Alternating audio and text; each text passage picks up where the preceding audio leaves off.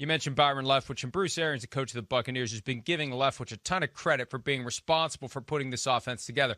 Leftwich calls the plays. Arians just supervises everything. Leftwich is the one that smoothed everything over with Brady joining a bunch of guys he didn't know, those guys getting used to Brady, Brady getting used to them, the offense adjusting, but ultimately getting back to no risk it, no biscuit, throw the ball down the field.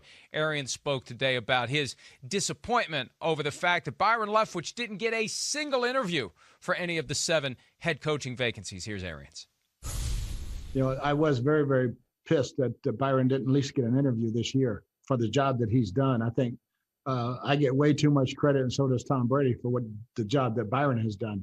And so, yeah, I think hopefully next year, you know, people will see that he took Jameis Winston and broke every single record here, scoring and passing, and now Tom has broken both.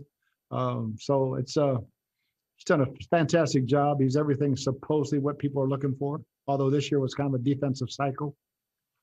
And you never know with the owners how they're going to go. So, yeah, I'm very, very proud of our staff.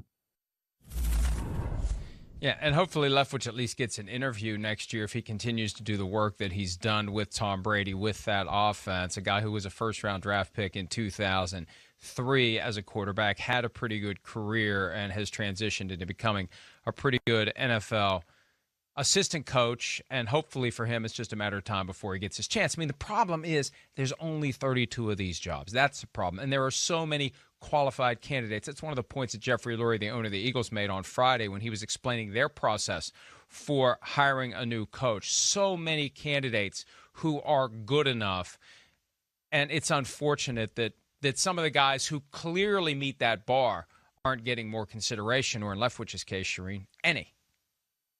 Yeah, and, you know, we hear about Eric Bieniemy. He doesn't interview well. Well, Byron Leftwich has never had an interview, so we don't know how he interviews, right? And it's Eric Bieniemy, well, he doesn't call the plays. Byron Leftwich calls the plays. And look, he did a really good job last year, Mike, too. People forget. They say, well, it's just Tom Brady.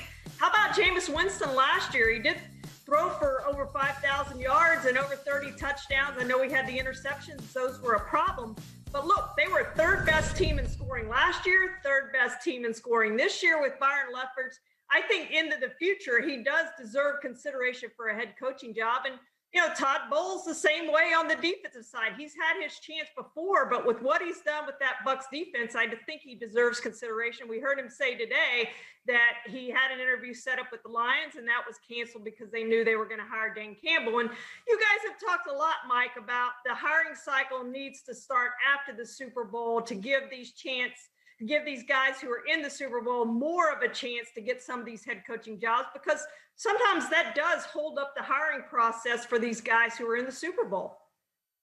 You know, and another thing that needs to happen, I spoke with the general manager about this last week.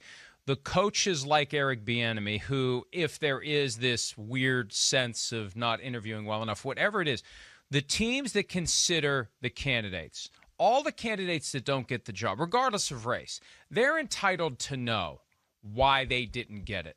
Why wasn't it him? What feedback can be incorporated by Eric Bieniemy and other candidates so they can have a better shot the next time around? Now, it's a zero-sum game. There's only so many of these jobs available. There's always going to be a high level of competition. But I think it will help all candidates if they have the benefit of knowing why it is a candid, honest, truthful, and blunt assessment why it wasn't that guy for that job. And I think it won't make it any worse for them to try to position themselves like Bieniemy and other candidates to get a job the next time around, but it could help. Hi, I'm Mike Tirico, and thanks for watching.